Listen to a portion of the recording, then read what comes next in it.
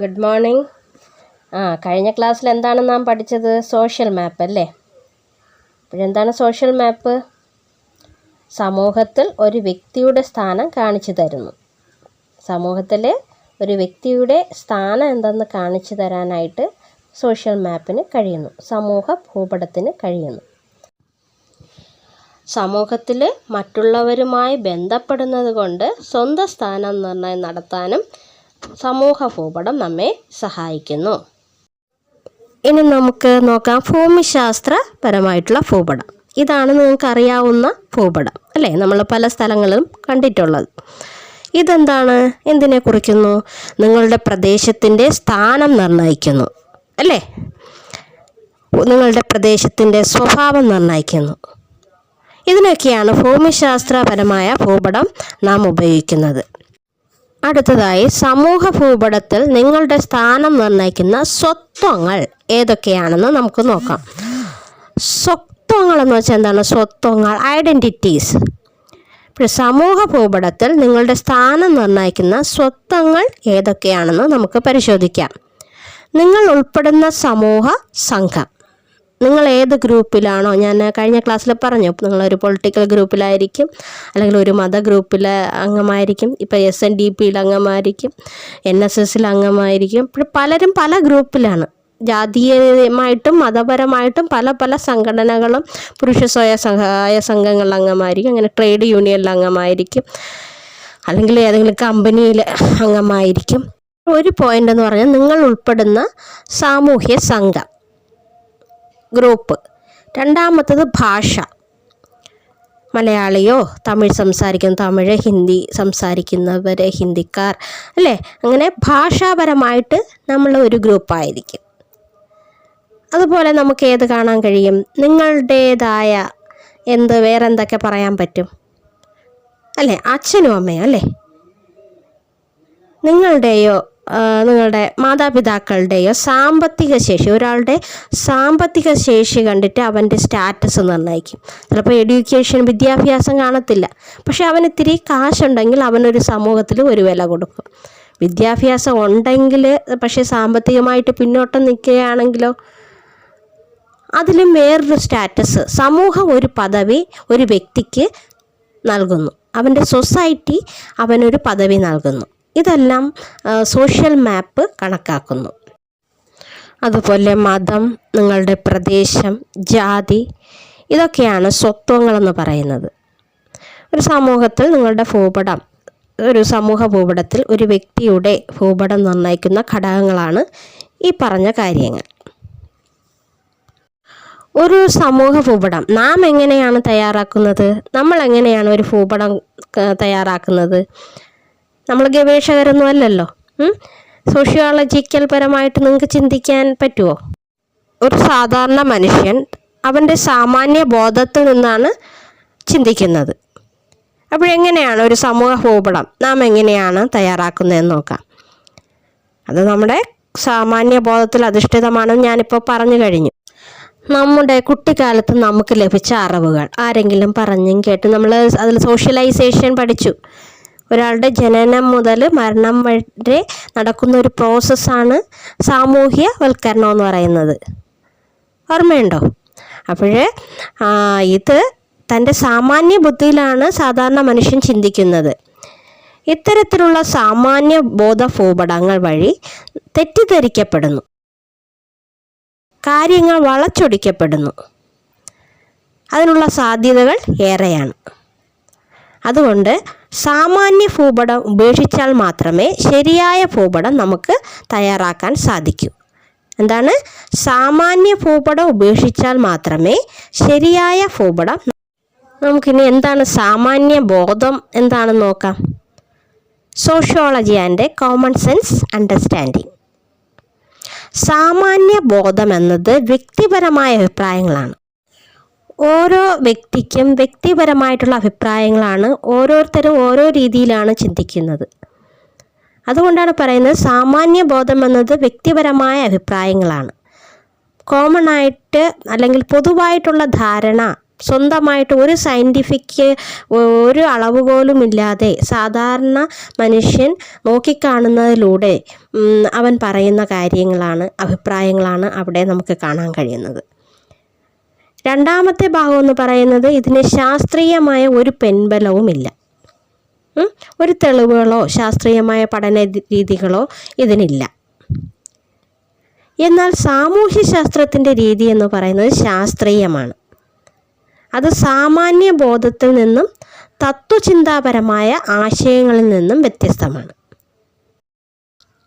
അത് സാമാന്യ ബോധത്തിൽ നിന്നും തത്വചിന്താപരമായ ആശയങ്ങളിൽ നിന്നും വ്യത്യസ്തമാണ്. അപ്പോൾ കൃത്യമായിട്ടുള്ള ഒരു സമൂഹ ഭൂപടം തയ്യാറാക്കണമെങ്കിൽ നമ്മൾ സമൂഹത്തെ നല്ലതുപോലെ ശാസ്ത്രപരമായി വീക്ഷിച്ചാൽ മാത്രമേ നമുക്കതിന് സാധിക്കുകയുള്ളൂ. സമൂഹശാസ്ത്ര വീക്ഷണം സാമൂഹ്യ ഭൂപടം തയ്യാറാക്കാൻ നമ്മെ പര്യാപ്തമാക്കുന്നു. വ്യക്തികളുടെ സ്വകാര്യ ബുദ്ധിമുട്ടുകളും സാമൂഹ്യ പ്രശ്നങ്ങളും തമ്മിലുള്ള ബന്ധം കണ്ടെത്താൻ നമ്മെ പര്യാപ്തമാക്കുന്നു എന്നതാണ് സാമൂഹ്യശാസ്ത്രം നിർവഹിക്കുന്ന മറ്റൊരു ധർമ്മം. എന്താണ്? ഒരു വ്യക്തിയുടെ സ്വകാര്യ ബുദ്ധിമുട്ടുകൾ സാമൂഹ്യ പ്രശ്നങ്ങളും തമ്മിലുള്ള ബന്ധം കണ്ടെത്താൻ നമ്മെ പര്യാപ്തമാക്കുന്നു എന്നതാണ് സമൂഹശാസ്ത്രം നിർവഹിക്കുന്ന മറ്റൊരു ധർമ്മം. എന്താണ് നമ്മുടെ സമൂഹ സങ്കല്പത്തിൽ നാം പഠിച്ചു കഴിഞ്ഞ കാര്യം. വ്യക്തിപരമായ പ്രശ്നങ്ങൾ സാമൂഹ്യ പ്രശ്നങ്ങളായി മാറുന്നു. വ്യക്തിപരമായിട്ടുള്ള പ്രശ്നം എങ്ങനെയാണ് സാമൂഹ്യ പ്രശ്നമായി മാറുന്നതെന്ന് നമുക്ക് നോക്കാം. നോക്കിയേ, മുതിർന്നവരുടെയോ മറ്റുള്ളവരുടെയോ പെരുമാറ്റത്തിലുള്ള അസംതൃപ്തി, തലമുറകൾ തമ്മിലുള്ള വിടവ്, അല്ലേ? ഇന്നത്തെ തലമുറകളും പഴയ തലമുറകളും വളരെയധികം വ്യത്യാസപ്പെട്ടിരിക്കുന്നു, അല്ലേ? അവരുടെ ഹെയർ സ്റ്റൈൽ, അല്ലെങ്കിൽ അവരുടെ ഡ്രസ്സിങ് പാറ്റേൺ, അവരുടെ സ്വഭാവ രീതികൾ, അതുപോലെ മീഡിയ, TV ഇതുപോലെയുള്ള സംഭവങ്ങൾ വന്നതോടുകൂടി മനുഷ്യൻ്റെ സ്വഭാവത്തിലും മാറ്റങ്ങൾ വന്നിരുന്നു, അല്ലേ? അപ്പോൾ വ്യക്തിപരമായിട്ടുള്ള പ്രശ്നങ്ങൾ, വ്യക്തിപരമായിട്ടുള്ള സ്വഭാവത്തിൽ വരുന്ന മാറ്റങ്ങൾ മൊത്തത്തിലും വരുന്നുണ്ട്.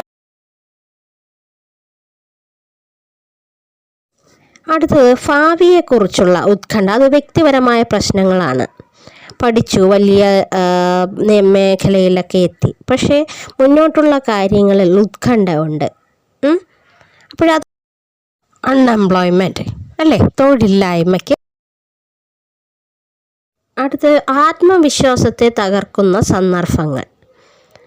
നമുക്ക് വ്യക്തിപരമായി അവരവരുടെ ആത്മവിശ്വാസത്തെ തകർക്കുന്ന സന്ദർഭങ്ങൾ ഏതാണ്? സമൂഹ പ്രശ്നമായിട്ട് വരുമ്പോൾ നമുക്ക് എന്ത് ചിന്തിക്കാം? ജാതീയത, വർഗീയത. അത് നമ്മൾക്ക് വ്യക്തിപരമായിട്ട് സംഭവിക്കുന്നുണ്ട്. സമൂഹപരമായി ചിന്തിക്കുമ്പോൾ അത് പ്രത്യേക ഗ്രൂപ്പിനെ, ഒരു ജാതീയമായിട്ടോ ഒരു വർഗീയമായിട്ടോ ഉള്ള ഗ്രൂപ്പുകളെ സ്വാധീനിക്കുന്നു. അപ്പോൾ അതൊരു സാമൂഹ്യ പ്രശ്നമാണ്. വ്യക്തിപരമായി നമ്മുടെ ആത്മവിശ്വാസത്തെ, അതുപോലെ പിരിമുറുക്കം, വേവലാതി, ലിംഗപരമായ അസമത്വങ്ങൾ, ഇതൊക്കെയാണ് വ്യക്തിപരമായിട്ടുള്ള പ്രശ്നങ്ങൾ എങ്ങനെ സാമൂഹ്യ പ്രശ്നങ്ങളായി മാറുന്നു എന്നതിനുള്ള ഉദാഹരണങ്ങൾ. അടുത്ത ഭാഗത്തിലേക്ക് കടക്കുകയാണ് കോളനി വാഴ്ച, കൊളോണിയലിസം. ഇതാണ് ഞാൻ ആദ്യം പറഞ്ഞത്. രണ്ടാമത്തെ ഭാഗം, ഈ അധ്യായത്തെ 2 ഭാഗങ്ങളായിട്ട് തിരിക്കുന്നു. അതിലെ രണ്ടാമത്തെ ഭാഗത്തിലോട്ടാണ് നാം കടക്കുന്നത്. ഇതൊരു ഇൻട്രഡക്ഷനാണ്. ഇനി അങ്ങോട്ട് 10 ചാപ്റ്റർ ഉണ്ടല്ലോ, ആ ഭാഗങ്ങളിൽ ഇതിൻ്റെ എല്ലാം ബാക്കിയാണ് അവിടെ പഠിക്കുന്നത്. ഈ കോളനി വാഴ്ചയിൽ നിന്നുണ്ടായ സാമൂഹ്യ മാറ്റങ്ങൾ, ഏതൊക്കെ സാമൂഹ്യ പ്രസ്ഥാനങ്ങൾ വളർന്നു വന്നു, കോളനി വാഴ്ച കൊണ്ട് എന്തൊക്കെ മാറ്റങ്ങൾ വന്നു, ഒരു ഇൻട്രൊഡക്ഷൻ മാത്രമാണ് ഈ മേഖലയിൽ നാം ചർച്ച ചെയ്യുന്നത്. ബ്രിട്ടീഷ് കോളനി വാഴ്ചയുടെ കീഴിൽ ഇന്ത്യൻ ദേശീയതയുടെ രൂപം കൊള്ളൽ എങ്ങനെയായിരുന്നു, അതിൻ്റെ സാഹചര്യം എന്തെന്നാണ് നാം പഠിക്കുന്നത്. എന്താണ്? ബ്രിട്ടീഷ് കോളനി വാഴ്ചയുടെ കീഴിൽ ഇന്ത്യൻ ദേശീയത രൂപം കൊള്ളാനുണ്ടായ സാഹചര്യം എന്തെന്നാണ് ഞാനിവിടെ വിശദീകരിക്കാൻ പോകുന്നത്. ശ്രദ്ധിച്ച്, 1600 കാലഘട്ടത്തിലാണ് ബ്രിട്ടീഷ് ഈസ്റ്റ് ഇന്ത്യ കമ്പനി ഇവിടെ വരുന്നത്, അല്ലേ? ചരിത്രം പഠിച്ചപ്പോൾ നിങ്ങൾ അതൊക്കെ പഠിച്ചു കാണും. 1600-ആം നൂറ്റാണ്ടിലാണ് ബ്രിട്ടീഷ് ഈസ്റ്റ് ഇന്ത്യ കമ്പനി ഇവിടെ വരുന്നത്. അവർ ഇവിടെ നിന്ന് പോകുന്നത് എപ്പോഴാണ്? 1947 നമുക്ക് സ്വാതന്ത്ര്യം ലഭിച്ചു, അല്ലേ? പല യൂറോപ്യൻ ശക്തികളും ഇവിടെ വന്നു. അവരെല്ലാവരും എന്തിനാണ് ഇവിടെ വന്നത്? കച്ചവടത്തിന് വേണ്ടിയായിരുന്നു അല്ലേ? ആദ്യം വരുന്നത് ആരാണ്? പോർച്ചുഗീസുകാരാണ്. അവരിവിടുന്ന് അവസാനമാണ് പോയതും. അങ്ങനെ ഫ്രഞ്ചുകാർ, ഡച്ചുകാർ, ഗ്രീക്കുകാർ, ഒരുപാട് യൂറോപ്യൻ ശക്തികൾ നമ്മുടെ ഇന്ത്യയിൽ വന്നിട്ടുണ്ട്. അപ്പോൾ ഇവിടെ എങ്ങനെയായിരുന്നു? കൊച്ചു കൊച്ചു നാട്ടുരാജ്യങ്ങളായിരുന്നു, പരസ്പരം തല്ലുകൂടുന്ന നാട്ടുരാജ്യങ്ങൾ. അപ്പോൾ അവർക്ക് ഇവിടെ വന്നപ്പോൾ ഇവർക്ക് അനുയോജ്യമായ കാലാവസ്ഥയാണ്, അനുയോജ്യമായ അന്തരീക്ഷമാണ് ഇവിടുത്തെ ജനങ്ങൾ നൽകിയത്. ഇവരെ പരസ്പരം തമ്മിലടിപ്പിക്കാനായിട്ടാണ് ഈ ബ്രിട്ടീഷുകാർ ഇവിടെ നോക്കിയത്. ഡിവിഷൻ ഓഫ് റൂൾ എന്നാണ് അതിനെ പറയുന്നത്, ഭിന്നിപ്പിച്ച് ഭരിക്കുക. ഇങ്ങനെ വന്നപ്പോൾ പല സാമൂഹ്യ പ്രസ്ഥാനങ്ങൾ ഉയർന്നു വന്നു. കോളനി വാഴ്ചയ്ക്ക് കീഴിൽ രാഷ്ട്രീയവും ഭരണപരമായും ഇന്ത്യ ഏകീകരിക്കപ്പെട്ടു. അത് കഴിഞ്ഞ് വ്യവസായ വിപ്ലവം വരികയുണ്ടായി. കഴിഞ്ഞ വർഷം പഠിച്ചതാണ്, ഓർമ്മയുണ്ടോ? Industrial revolution. ഇന്ത്യൻ ദേശീയത രൂപം കൊണ്ടത് ബ്രിട്ടീഷ് കോളനി വാഴ്ചക്കാലത്താണ്. ബ്രിട്ടീഷുകാരുടെ കാലത്താണ് ഇന്ത്യൻ ദേശീയത രൂപം കൊണ്ടത് അല്ലേ? അവരെ ഓട്ടിക്കാനായിട്ട് നമുക്ക് ഒരുമിച്ച് നിൽക്കാൻ കഴിയണം എന്നുള്ളൊരു മനസ്സിലൊരു കോൺസെപ്റ്റ് വരുന്നത് ഈ ബ്രിട്ടീഷ് കോളനി വാഴ്ചക്കാലത്താണ്. ബ്രിട്ടീഷ് ഇവിടെ ഭരിക്കുമ്പോഴാണ് ഇങ്ങനെ ഒരു ആറ്റിറ്റ്യൂഡ് ജനങ്ങൾക്ക് ഉണ്ടാകുന്നത്. കോളനി വാഴ്ച സമയത്തുണ്ടായ തിക്ത അനുഭവങ്ങൾ വ്യത്യസ്ത സമൂഹ വിഭാഗങ്ങളെ ഒന്നിപ്പിക്കുന്നതിന് സാധിച്ചു. പാശ്ചാത്യ വിദ്യാഭ്യാസം ലഭിച്ച മധ്യവർഗം, അതായത് ഇംഗ്ലീഷ് വിദ്യാഭ്യാസം, അന്നത്തെ കാലത്ത് മധ്യവർഗത്തിൽപ്പെട്ടവർക്കായിരുന്നു എഡ്യൂക്കേഷൻ, വിദ്യാഭ്യാസം കൊടുത്തിരുന്നത്. ലാൻഡ് ലോഡിൻ്റെ മക്കളോ അങ്ങനെ താഴ്ന്ന ലെവലിൽ ഉള്ള ആൾക്കാർക്കാർക്കും വിദ്യാഭ്യാസം ലഭിച്ചിരുന്നില്ല. അപ്പോൾ പാശ്ചാത്യ വിദ്യാഭ്യാസം ലഭിച്ച മധ്യവർഗം എന്നൊരു വിഭാഗം ഉയർന്നു. പാശ്ചാത്യ വിദ്യാഭ്യാസം ലഭിച്ച, അതായത് ഇംഗ്ലീഷ് വിദ്യാഭ്യാസം ലഭിച്ച മധ്യവർഗം ഈ കോളനി വാഴ്ചയ്ക്കെതിരെ വെല്ലുവിളിച്ചു. ഇന്ത്യൻ പാരമ്പര്യങ്ങളുടെ പുനരുജ്ജീവനത്തിനും ഇത് ഇടയാക്കി. ഇത് സാമൂഹ്യ സാംസ്കാരിക മേഖലകളിൽ പുരോഗതിക്ക് വഴിയൊരുക്കി. സമുദായ ഏകീകരണത്തിനും ഇത് കാരണമായി. കോളനി വാഴ്ച കാരണമുണ്ടായ മാറ്റങ്ങളെക്കുറിച്ചാണ് ഇനി നാം അടുത്ത ചാപ്റ്ററുകളിൽ പഠിക്കുന്നത്. ഈ ചാപ്റ്റർ ഇവിടെ അവസാനിക്കുകയാണ്. എല്ലാവരും 1 മുതൽ 10 വരെയുള്ള പഠന പുരോഗതി വിലയിരുത്താം എന്ന് പറയുന്ന ഭാഗം നിങ്ങളുടെ നോട്ട്ബുക്കിൽ എഴുതേണ്ടതാണ്. ഇതിൻ്റെ ക്വസ്റ്റ്യനും ആൻസറും ടെക്സ്റ്റ് ബുക്കിൽ തന്നെയുണ്ട്, അത് നോട്ട്ബുക്കിലേക്ക് ആക്കുക. അതുപോലെ ഇന്നത്തെ വീഡിയോയിൽ പറഞ്ഞിട്ടുള്ള സാമൂഹ്യ ഭൂപടവും സാമാന്യ ഭൂപടവും തമ്മിലുള്ള വ്യത്യാസം എഴുതുക. അടുത്ത ക്വസ്റ്റ്യൻ, സാമൂഹ്യ ഭൂപടവും ഭൂമിശാസ്ത്രപരമായിട്ടുള്ള ഭൂപടവും തമ്മിലുള്ള വ്യത്യാസം എഴുതുക.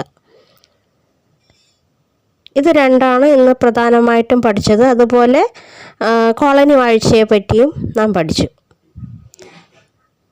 ഇത്രയും എഴുതി നോട്ട് സബ്മിറ്റ് ചെയ്യുക. എത്രയും പെട്ടെന്ന് തന്നെ സബ്മിറ്റ് ചെയ്യുക. നോട്ട് എഴുതി ഫോട്ടോ എടുക്കുമ്പോൾ നിങ്ങളുടെ പേരും +1 ആണോ +2 ആണോ എന്നും കൂടെ എഴുതുക. എനിക്കറിയാൻ വേണ്ടിയാണ്, ഞാനിവിടെ എഴുതി വയ്ക്കും ആരൊക്കെയാണ് എനിക്ക് നോട്ട് സബ്മിറ്റ് ചെയ്തതെന്ന്. അതുകൊണ്ട് നന്നായിട്ട് നോട്ട് എഴുതി പഠിക്കുക. Okay, thank you.